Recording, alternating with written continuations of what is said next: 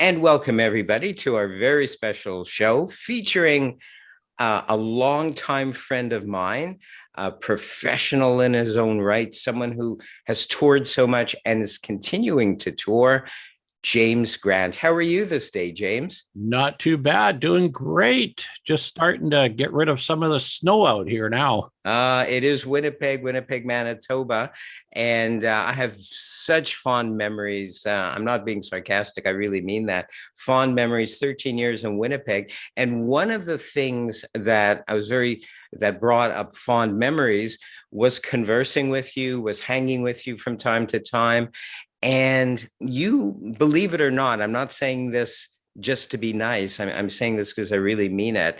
I always admired you, and you always inspired me on some level. And one of the things, I know you don't have this anymore, but one of the things that really excited me when you were touring around back then was, I'm going to mention the big thing that opened up, and it was your music trailer, your Oh, our sound big boom trailer. box. Yes. I Yeah. think that's completely original. I don't know if anyone, any magician slash hypnotist slash DJ slash etc., who toured throughout Manitoba and probably nearby provinces in Canada as well. We did the four provinces. Oh my goodness, that it was so incredible. First of all, it was majestic. Yeah. Secondly, it was practical. And thirdly, probably convenient, not only for yourself, but for the sponsors as well. Do you want to talk a bit about that? Yeah, we built that back in 86. It was I got tired of doing shows on a piece of plywood, go do it in the grass. So I figured I started, God, there's got to be something. So I sat there and sketched, came up with a trailer, then put a stage on front, sound behind it, everything equipped. In there, we had a fridge, we had microwave, everything in there so we could live in there during the day. And it was easy. We set that thing up in like 15 minutes for a full show with curtains, sound, everything. Crazy. And we could pull in and set up, do a show within 15 minutes. And it looked like you were actually had a big stage in the front. We had lights on it. We had a canopy on it. And we had a blast with that thing all over the country. Absolutely. You were one of the busiest, if not the busiest, practical touring. I don't want to just call you a magician. I mean, that's in itself enough, but DJ, hypnotist, magician. You also had your wife and other folks doing. He was doing clowning. Yes, Yeah. all of that. And I have to say, I believe personally that you were one of the, if not the busiest touring acts throughout Manitoba and adjacent provinces. Did you enjoy that whole journey? Oh, we loved it. We went to towns that and even today, like we don't have the trailer anymore. We sold it about 5 years ago, and but unfortunately, we still do shows on that trailer. The guy that owns it isn't too far away from us, and he still hires it out, and we still do shows on that on the trailer, different fairs. But we took it to fairs, and people just, I just love going to all the different towns and seeing different things and setting up the stage. And even at night, big place that we did it at all the fairs, but the biggest spot was Country Fest here at Dauphin, that we did karaoke for 11 and a half hours a day for, I think it was like 10 days. Wow. Straight. Wow. And even at the fairs, if we weren't doing magic shows on there at night, we decided, well, what else is there to do? And that, instead of playing music, well, let's get a karaoke machine. So we got a karaoke machine, and Bev was outside singing, or, we'd hire, some girls to go out in the front and sing. And we just had a blast at night. So we turned it from a family magic show during the day with clown. She would come out and start the show. I would come out halfway through the show, do a magic show. Then in the evening, we would turn it into an entertainment stage and do karaoke till 1, 2 in the morning. So cool. So cool. You were giving your sponsors a complete entertainment package. Right. Yeah. And I love that concept. You mentioned Bev. That's for people who don't know you. Yeah. That's your wife, Wife, and yeah. we all had many good times just hanging out. I loved her as a clown as well. But what is she doing now? She's still doing clowning, or she's? No, she retired as a clown, Mhm. Annette, and she's doing face painting, airbrush face painting. Now, this is totally different from the brush. This is with air guns, and it's a very, very high quality face painting. And we always get people saying, I've never seen anything like that Yes, because we're the only ones that do it here. yes, And it's to the quality of movie quality face painting on yes, it. And so absolutely. we do that, and she does glitter tattoos. And when I'm not doing shows, I'm doing airbrush tattoos. So cool. I've seen pictures of that, and in the final result that Right. actually Yeah, I've airs. sent you some there. Yeah. Yeah, we'll show pictures if we haven't already.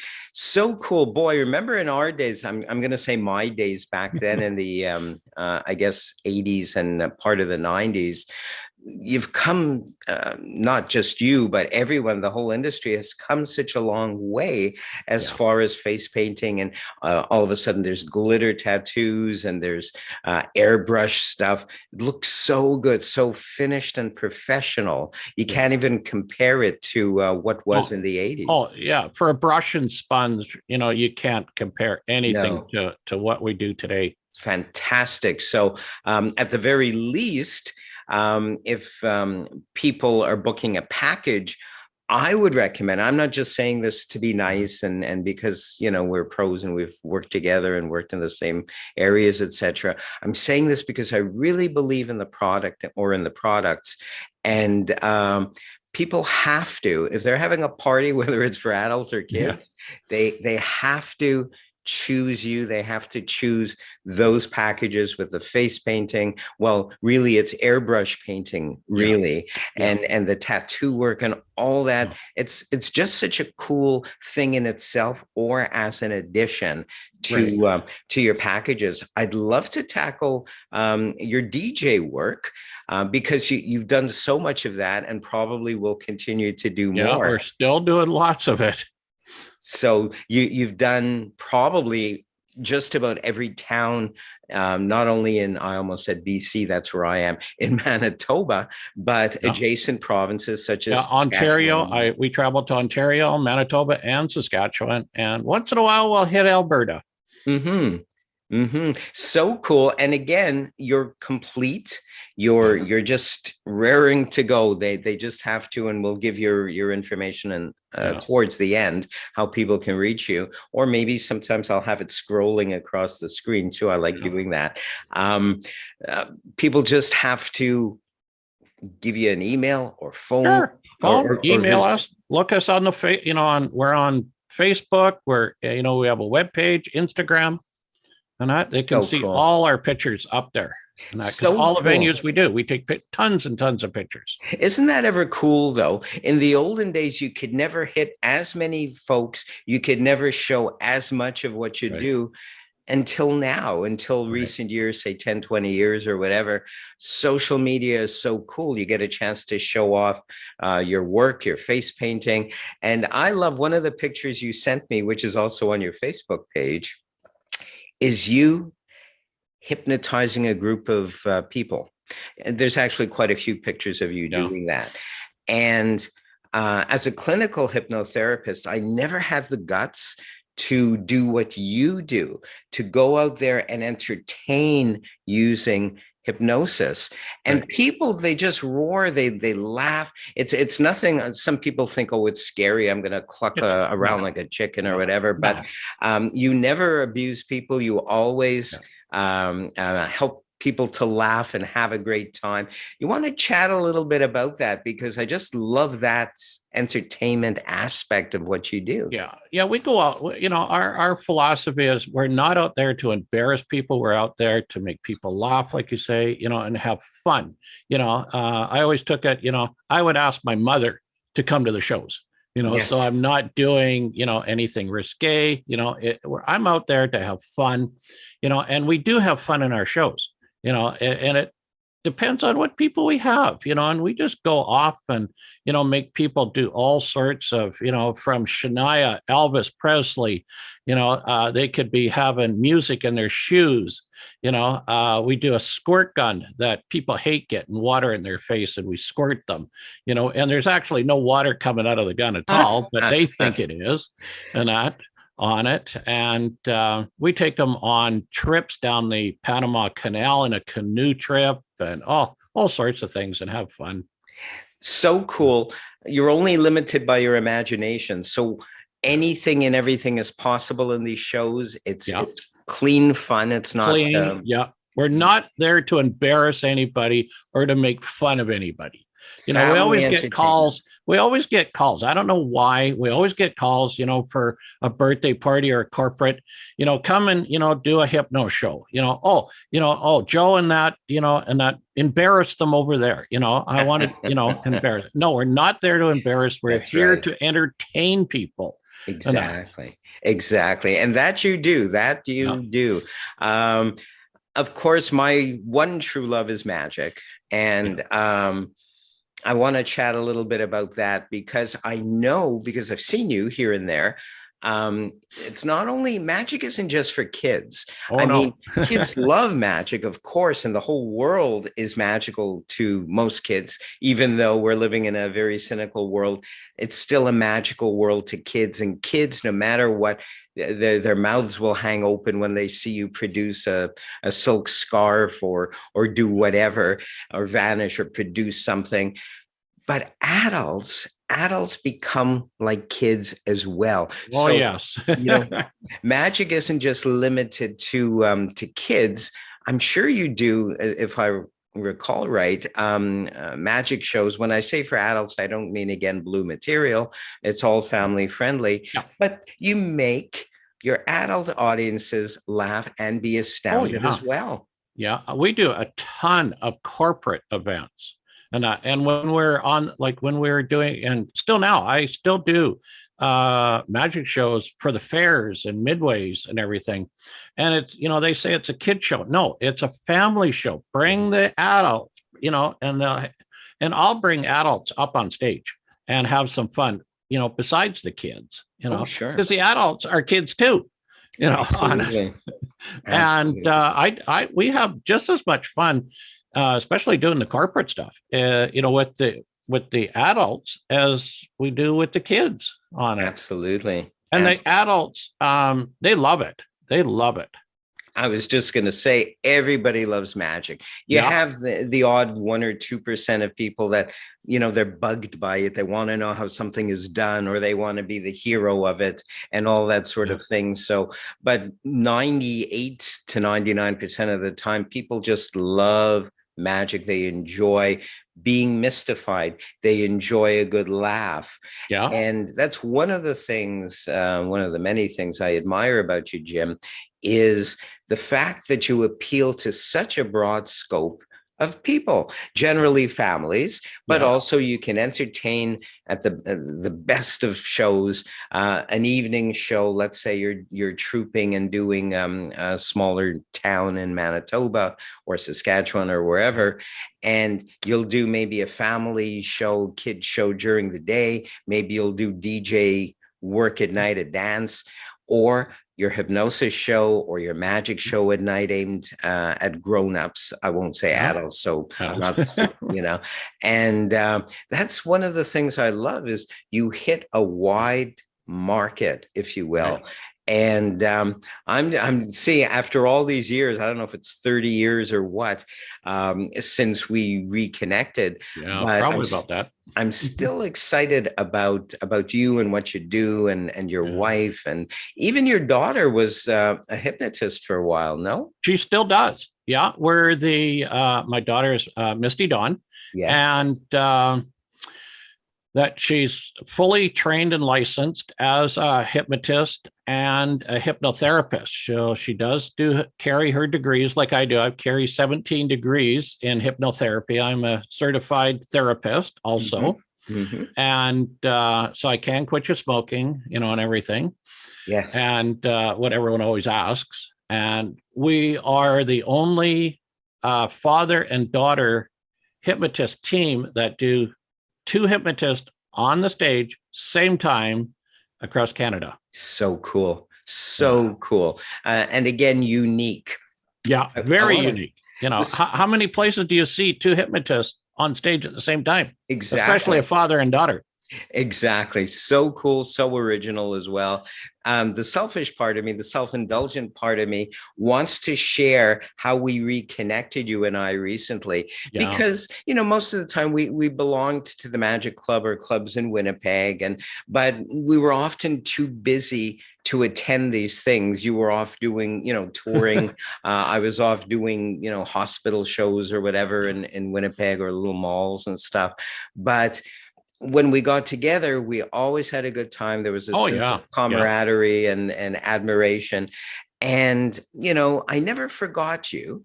But, life happens. Yeah. And I was in the market recently. I could share this with people. It's not a secret magician thing, for an illusion, a sawing a lady, because it's actually this year is the 101st 100, anniversary. I missed the 100th anniversary of yeah. sawing a lady.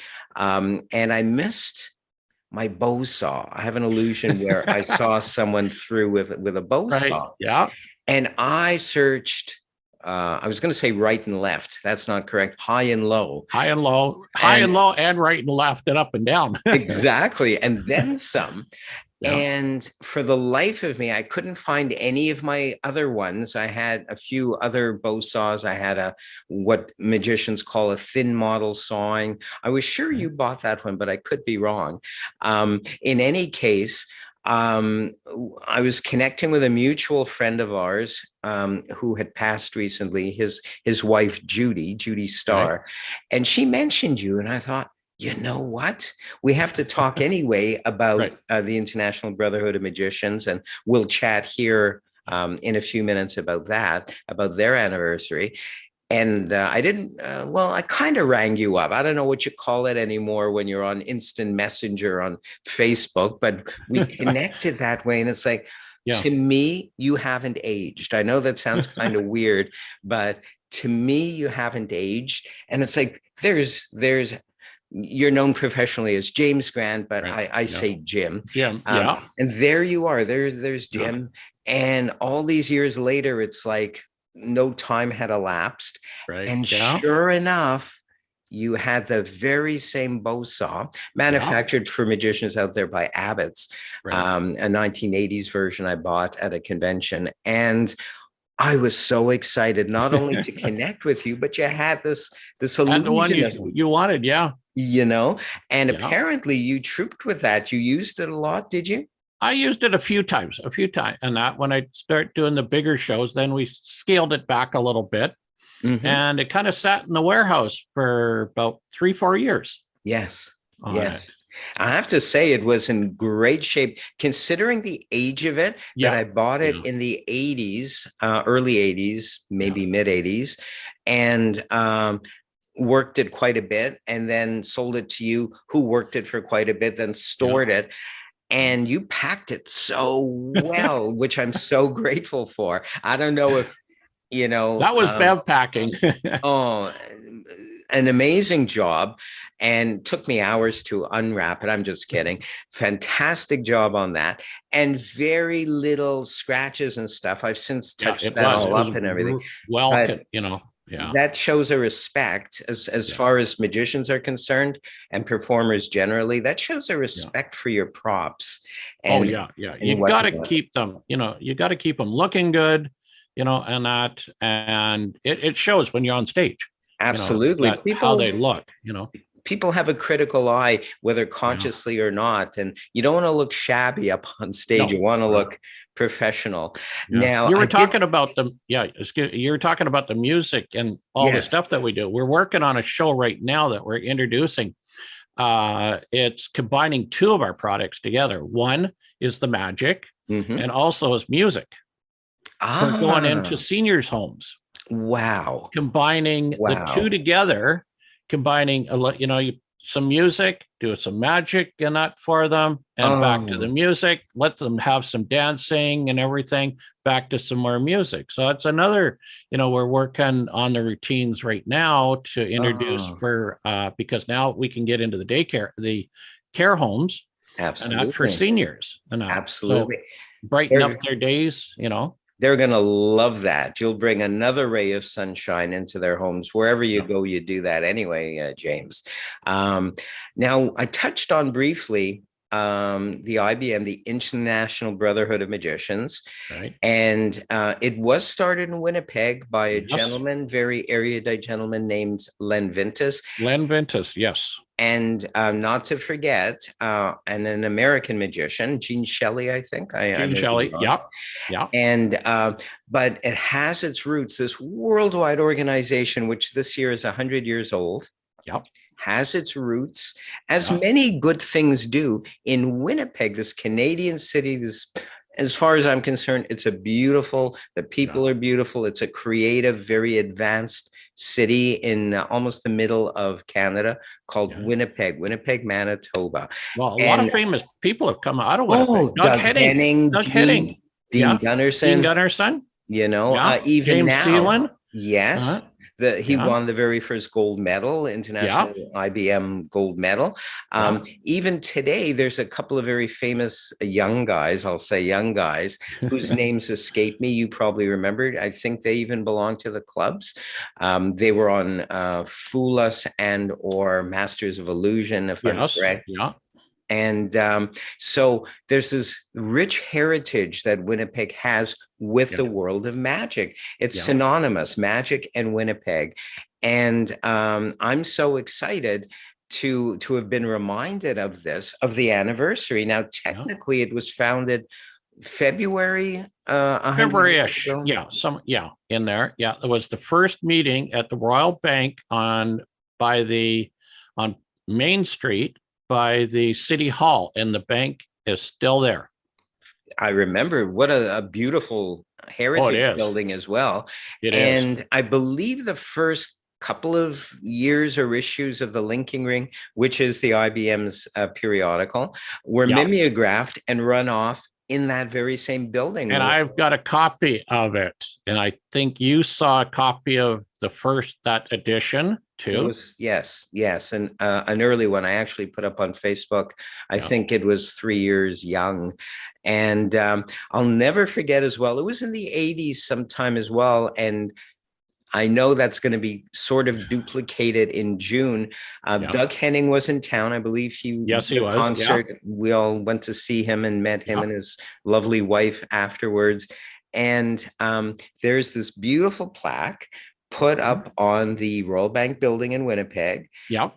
And it was to commemorate, I forget then, how many years, but this year is 100 years. 100 years. Yep. And there's going to be some ceremony. The plaque is going back up. A ceremony is going back up there. And Yes.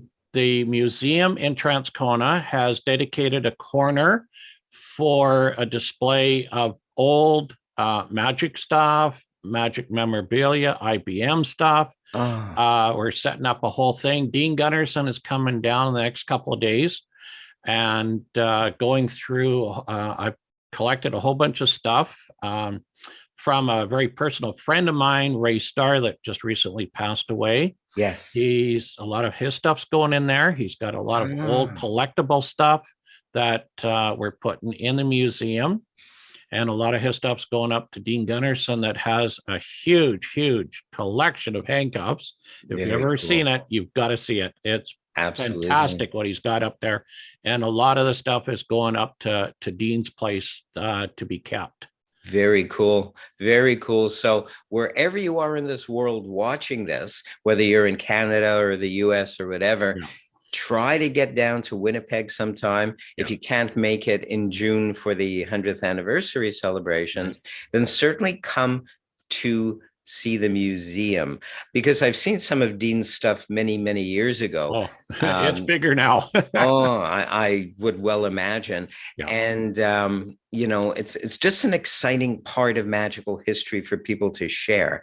Yeah. And as well, I'm saying this. I don't have to edit this out, but I also anchor the it's a World Magic News thing, and we want to get in touch with you, Okay. myself and the editor, the writer, the president of one of our assemblies. And to speak a little bit more, I believe Dean is also going to speak about that 100th anniversary Yeah. as he is. well for our news as it comes closer to June. Probably not in April, which is coming up, but Right. the June edition. So keep that in mind. Yeah, The definitely. world Don't has miss to know. that. Absolutely, absolutely. And I know there's a convention in Atlanta as well, Yeah. maybe even next month. I don't remember when I it think is. he's going to FISM because he Yes, wanted to get some stuff right away from me. yes. And he's heading it off and down to FISM and showing some of the stuff and what's going on at the museum and letting everyone know down there also. So cool. So Yeah. cool. Thank you for reminding me of that, to perhaps get in touch with Dean as well to talk about the museum, Yeah. because magic and Winnipeg Oh, synonymous.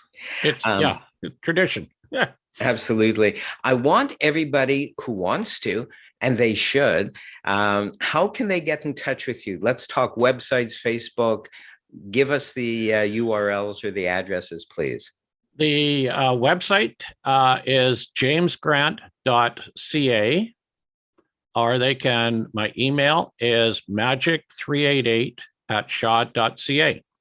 Very And cool. Facebook is James Grant Productions. Easy. Easy. Easy Yep. breezy. Very cool. And there's tons of pictures. There's tons of everything that's going on up here. It's lots of fun, and I can't thank you enough for taking time today, James, to speak with me on this show. I could think of no other. It was kind of a neat coincidence. Are there Yeah. coincidences? I don't know. And say hello to your lovely wife and daughter once again. I will. Yeah. And thanks for letting me come on, and sending that bow saw out to you. Hope you serve it well and have fun with it and cut lots of people in half, because I did on it. And, thanks for inviting me. Thank you so much, James Grant. And I will very shortly actually videotape myself and my wife, me sawing through her. I want to thank again James Grant for joining us this day.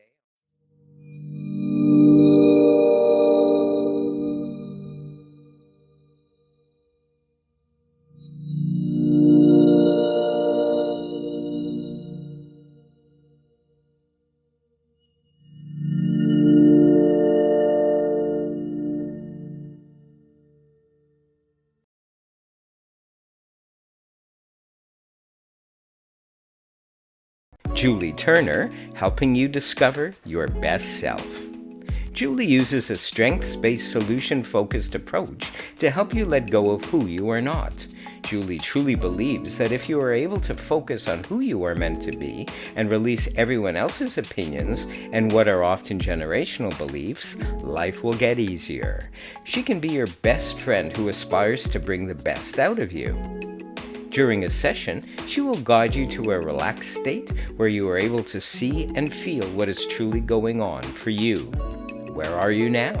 Where do you want to be? Is it a mindset shift? A certain behavior you need to release? Does it affect your relationships, career, or possibly even your physical health? Julie will help you find what is truly holding you back. Tuning into your body and your own inner wisdom using the multitude of tools and modalities she has studied over decades. Reduce stress at work and in your family life. Sleep better, foster happier, healthier relationships.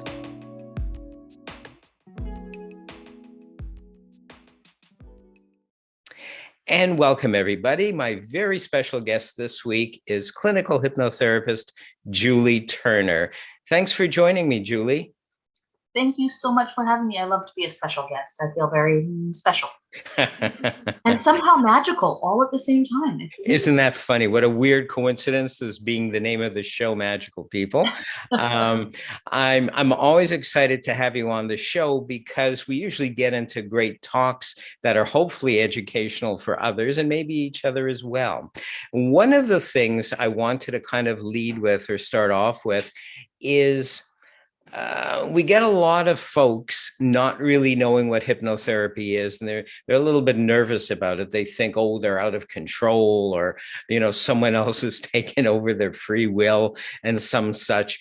A lot of people don't realize it's very clinical. It's the subject, if you will, or the patient, or even the student. They have complete control, and in fact, from my experiences, they're laying there with their eyes closed and they're feeling like, well, I can get up anytime I want. They just choose not to. So let's clarify for folks and dispel any myths in regards to hypnotherapy. Well, thank you very much. I agree. I do run into that myself. And just to clarify, you may not have free will, but it's not me who's taken it. That's another topic for another day. But so, as a clinical hypnotherapist, my area of specialty is working around relationships. My favorite thing is to do work in the parent-child dynamic. And the reason that you might use hypnotherapy is to see what is really going on in your subconscious mind. Where are the behaviors that you currently have come from? Why you're hanging on to them? So many people, you are correct, are like, oh, am I going to lose control? Am I going to, cluck like a chicken and all that other fun stuff? First of all, this is not stage hypnosis. This is clinical hypnotherapy. And second of all, in no way, shape, or form are you ever out of control. People can be asked to do anything, and then they choose whether to do it or not. And let me tell you, stage hypnosis can be a lot of fun because it is very freeing for the average person. They're like, oh, but I'm in hypnosis and I've been told to do this. It's a reduction of filters, but you're never out of control. We are always in control of our own minds. Excellent. That's a super definition. I was looking into a little bit clinical hypnotherapy, not clinical hypnotherapy, but stage hypnosis. Being also a professional magician, that might have been a route I could have taken. And a lot of it is legit and a lot of it isn't. By that, I don't mean that hypnotists use Confederates or stooges, as we like to call them in the biz. Not at all. But there are some physiological exercises you can do with a group of people and make them not be able to open their hands or think they can't open their hands and do all this stuff. So unfortunately, the mass public, the general public, confuses it, as you said so eloquently, that people think, oh, they may end up after a session clucking like a chicken, or worse, even during the session. That's not the goal or the aim of it. The general aim of it, for those who have never had hypnotherapy before, is essentially to get rid of or alter unwanted behavior, or really, if you want to go deeper, and I know you do and you will want to, is the core reasons. Because we can cover up, as hypnotherapists, we can alter, we can condition on some level or another people's behaviors so that it's a little bit more socially acceptable. We can help people to stop smoking and do all that sort of thing, or even lose weight. But at the core of a lot of that is self-esteem. And am I correct in saying, Julie, that a lot of people's issues have to do with self-esteem and the reasons behind that? Most definitely. And one of the things that I love to tell clients when people first come to work with me, they have questions, and I want to change this and I want to change that. And I often say, almost always say, I'm not here to change who you are. I'm here to help you let go of who you are not. And very good. Yes. Fearful and with no confidence, babies will be loud and proud about whatever they want whenever they want it.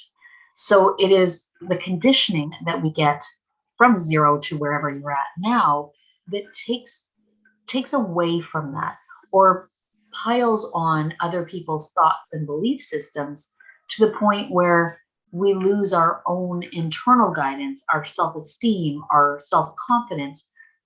And that is what, personally, I see it as my job, is to remove those things, remove those antiquated belief systems that somebody else gave you anyway. They're not yours. Why would you want to keep them? Absolutely. I absolutely agree on that. And so we might as well say it can be a very freeing thing, as opposed to, people think they're locked into things or they can't move on the hypnotherapist chair or couch. In the end, it's very freeing, and it's a release, if you will, of unwanted feeling or conditioned response and all that sort of thing. I want to briefly address as well. Now, I went into clinical hypnotherapy originally as a means to really delve deeper into people's issues. I was a tarot card reader, if you will. I used other modalities relating to that. And I thought, well, this is only, from my experience, I'm not saying everyone has this experience, kind of a Band-Aid solution. They go away feeling good. Maybe they have some suggestions from the tarot cards, etc. But really, the tarot is delving deeper. It's going into a person's unconscious mind, really, where we actually have all the answers, I believe. However, they come out, as far as specific cards are concerned, if you're really good at it. And so rather than, for example, give a tarot card reading or a rune stone reading or whatever, I thought, well, you know what? I want to add a modality. I chose hypnosis. I chose hypnotherapy. And at first, after I'd graduated, if you will, was the hardest thing at that point in the world for me. My teacher said, okay, now go out and help people stop smoking. And it's like, what? He says, well, if you want to make a buck, do that. There's a huge market for that. He was from England. He's gone now. And I thought, well, this is fun. And he was right, sure enough, even more so than losing weight or changing your dietary thing, your self-esteem as far as what you're putting into your mouth and all that sort of thing is concerned. It was really cigarettes and making the person feel disgusted with it and all this. It was a huge thing that really worked for me. But in the end, people were virtually and literally lined up for past life readings. And people came to me wanting to know what they were in previous lifetimes. And although I was equipped to do that, that's not really why I went into it. But also the genre I was in was kind of new age and all that sort of thing. And then I discovered Michael Newton's life between lives, or soul regression, which is a thing you can really get into for 2 hours. I would record those 2-hour sessions. And it gave people insight in their own words, really, insight into why they reincarnated into this life. A lot of people believe and a lot of people don't believe in reincarnation. I do, whatever. But it did give people insight. And I believe that using altered states such as meditation or hypnosis is very beneficial for people. What has been your experience? I love that that is the trajectory that your career took, because I'm actually the opposite. So I apologize. There's some interesting things going on my face right now due to 3D. It's 3D. due to the window in front of me. So I actually was a coach, and then I found hypnotherapy. And I'd always kind of dabbled in guidance cards and tarot cards and things like that, but I never used them in my career. And I realized that for me, with my clientele, if I were to have a conversation with them, do some hypnosis, and then do a card, the cards were always affirming. They always said, oh, like she said. So I was like, this is wonderful. And I started utilizing the cards to help support my client without them or me maybe pointing fingers, if that makes sense. Yes. Like the cards are saying this is the way you need to go. The cards are saying this will be beneficial to you. This is not, this isn't me saying it. I'm not giving you advice here.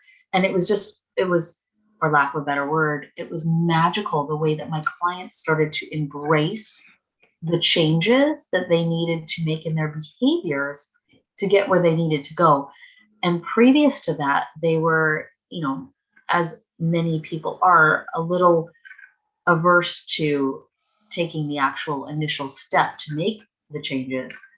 And as I said, I'm not here to change who you are, but please listen to those words. It's not changing who you are, but changing behaviors is always relevant. Absolutely. I think it's sort of like shedding light on the person's situation and background. And it's really good. I used to give them homework. I was a taskmaster. I thought, well, you're not just going to get a reading or a session. I want to see improvement, even if you don't want to.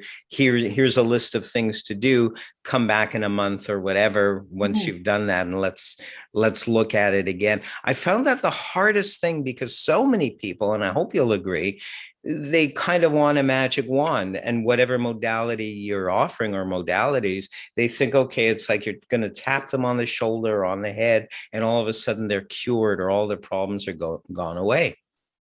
So yes, I do actually find that. But the flip side of that, just as you were about to say that, I'm like, oh, I'm not even sure if I've really paid attention to this. As practitioners or experts in any field, sometimes we forget that people don't know what people don't know. So if you do something like hypnosis, like a card reading, whatever the case may be, and you give people these wonderful tips, but you don't tell them, i.e. coaching, how to implement them in their life, you're actually not doing your job. So giving homework is a brilliant thing to do. I always give homework, like literally at the end of every session. Okay, so your homework is, repeat after me, because if you don't teach them how to implement these tools that you've given them, then you're not actually helping them, because the average person is like, okay, so I've done what I was supposed to do. I went to the session, and now I'm going to go do the next thing I need to do. And it's not my fault that nothing happened, because I went to the session. So if you don't get the homework, you're not doing your job. So absolutely. I agree 1,000%. And many times too, I would give them a CD or a tape of some kind, a tape. What century am I in? In any case, some kind of recording, and to listen to, of affirming stuff. And sometimes they would do it and sometimes they weren't. The idea for me, anyway, from my end, was to condition people a certain way out, hopefully, out of certain self-esteem issues, etc. But more importantly, to say, I used to give them a lot of affirmations, and New Thought metaphysics, which I was into as well, is very affirming, if you'll pardon the pun, and you're sort of affirming to yourself. As a matter of fact, I have here, I just happen to have my Soul Oracle cards, and each one of them has a life-affirming affirmation on it. And in the end, when I switched from tarot to oracle cards, I think you can see those, I'd get them to pick one and we would do it together. It's kind of like not a new age prayer, but a new thought prayer based I love that. Yeah. So, it was very therapeutic. And also at the same time, they're combining, unbeknownst to them, meditation / hypnosis, hopefully with a breathing process, getting themselves into altered state, and then reading this over and over, or saying it to themselves over and over. And that really, I found to be the only way to present some kind of life-altering situation. Otherwise, they're merely repeating patterns. Yes, absolutely. And it's the idea when you work with a client is always to educate them. Yes. Educate them on whatever tool it is, educate them on their own life. And as an educator, I'm a teacher, and I teach people actually hypnosis and intuitive abilities and things like that. And if you are just teaching people how to memorize you're not really teaching people. So there's learning and there's memorization, and they are very different things. Absolutely. Briefly, I want to touch on what your services are, what you can help people with. I like to think of people as helping themselves through you. Like, obviously, you present tools, and it's really for them to help themselves, really to grow. I think it was Carl Jung who said, "We don't solve our problems, we outgrow them." And I really love that. It doesn't Oh, mean, yes. right? Yes. So what, as far as not necessarily modalities, but what sort of programs or things do you offer folks? Well, I offer, as I mentioned, I do teach. Teach 3 different courses. And the courses that I teach are clinical therapy. I also teach one called Foundations in Flow. And that's for the person that their life is okay, maybe even good, but they're like, I'm not reaching everything that I want to. I'm not sure what's next. So that is for that person. And then the third one is Dating 101. Now, whether you are single or in a relationship, Dating 101 is still very relevant. It's a short course and it's done in group. And the point of that one is to help you remember how to be in a relationship. So whether you're single and wanting to get into one, or whether you're in one and you want to remember why you're there and enjoy that relationship, then that Dating 101 is good for you. I do take clients one-on-one as well for sessions. And as I mentioned, my favorite thing to work in is relationship, whether that's the parent-child dynamic, romantic relationship, career, but it's relationships. We have a few fundamentals in our life that we need to take care of. We need to eat, we need to sleep, we need to move our bodies. But if we do all of that and don't have good relationships, we don't have a good life. Absolutely. I agree 1,000%. We have to maintain a balance or achieve a balance if we don't have a balance. In my case, I word it as mind, body, spirit, but really it's all the same. It's a working on the mind, working on the body, working on the spirit, and they're all intertwined, but that's a whole other show, really. Yes. How can people reach you? I like to keep it as simple as possible. julieturner.ca. If you go to julieturner.ca, you can email me, you can carrier pigeon, you can Facebook, you can do whatever you need to do. You can book straight through there. So it's julieturner.ca is the easiest way to go. Excellent. I did suggest, I don't know if we were on the phone, we contacted each other yesterday, and I was thinking, let's pick a card for each other. I have my deck of tarot, and I think you have yours. I think you told me you brought yours with you. I have my tarot and I have my guidance. So let's do this. If you can, something brief, and I'll do the same for you. Okay. I feel like I love this particular tarot deck, but I'm getting the message that you need a card from the other deck. You need a guidance card. That's what I'm getting. Okay. So just for you out there that are listening or watching, that is one of the most important things about what I do, at least the way that I see it, is to listen. There's always messaging. And if you don't listen to your own inner wisdom, your own inner voice, you're doing yourself a disservice and your clients. So my inner wisdom says that Dr. Michael needs a card from my Wisdom of the Hidden Realms deck. So what does Dr. Michael need to know?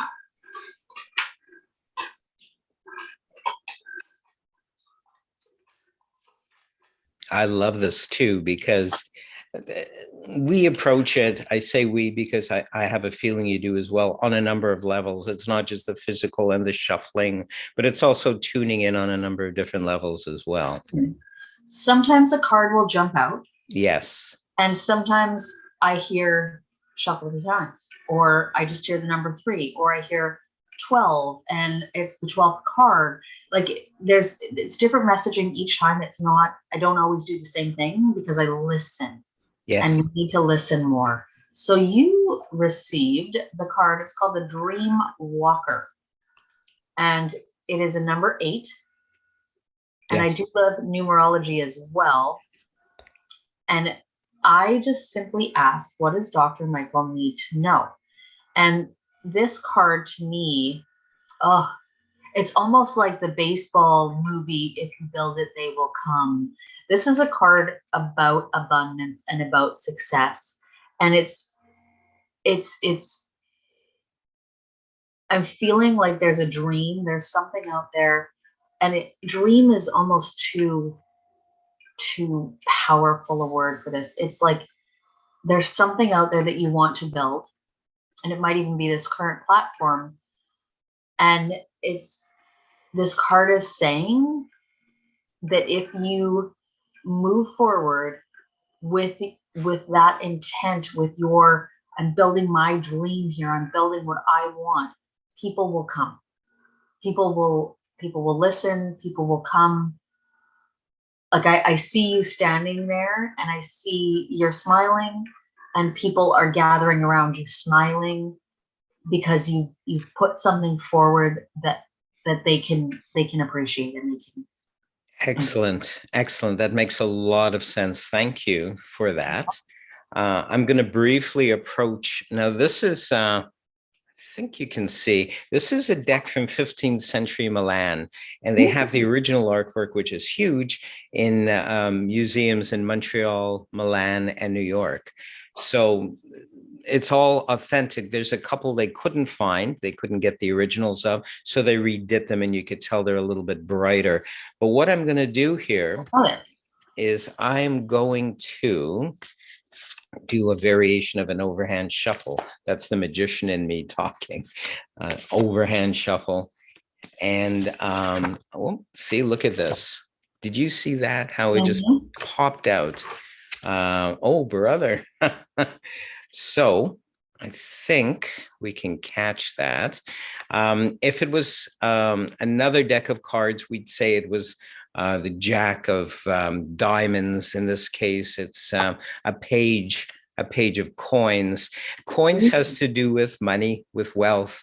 And as a page, there's a bit of a hierarchy. There's page knight, queen, king, and the page is just sort of starting out. They're adventurous, they jump on their horse and they move forward in the direction of finances. So for you, as I would relate it to you as well, I'd say it's just the tip of the iceberg. It really, really is, as far as finances, adventures involving money, that sort of thing. I really believe you've never really had to worry. That's not a main concern of yours, is finances. We all live and we need a roof over our head and all that sort of thing. But I think you'll agree, when you worry too much about something, you usually bring it to you. So with you in particular, because I do know you a little bit, I'm reading a bit of what I know into you, but I'm also generalizing. And I have to say, you're on the right path. You're on the right track. Whatever new adventure financially, whatever new venture financially that you've started, continue. It's the right path. If you haven't yet, I do feel 2 months. I was going to say 3 months, but 2 months, even next month. We're in January. When people watch this, it'll be in the month of January, but they might see this in a year.